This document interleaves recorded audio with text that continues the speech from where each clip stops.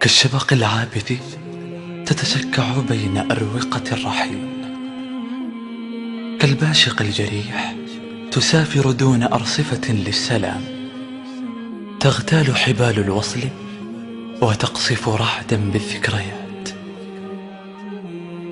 يا صاحبي، وكلما ناديتك بكى البكاء لبكائي، وكلما رمقتك هدت الذكريات كياني، واختصر الحنين طريقا إلى فؤادي، وعادت مقطورة الذكرى لتدك طعون أوجاعي.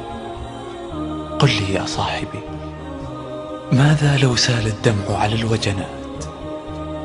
من يبرأ الدمع حينها؟ قل لي، ماذا لو طاردني شبح الانهيار خلف أورقة الضياع؟ أين ألوذ؟ وإلى أين المنتهى؟ قل لي، ماذا لو غادرت الطيور سمائي إلى أفق الحطام؟ من ذا يعيد غناء البلابل؟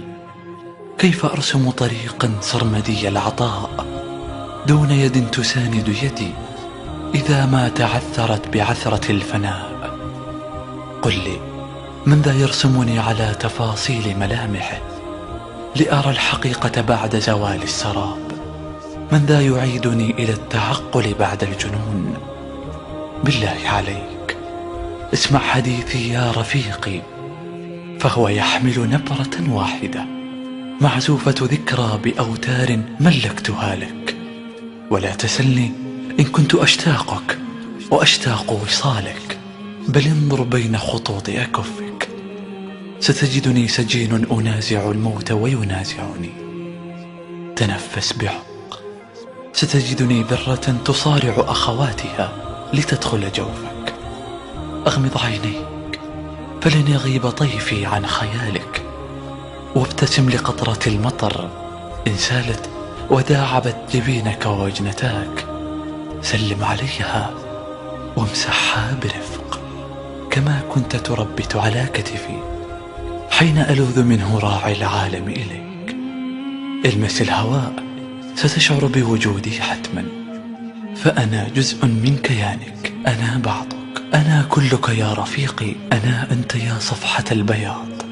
فلتجمع شتاتي ولتنثره فوق طبقات الألم المكين إن قررت الرحيل.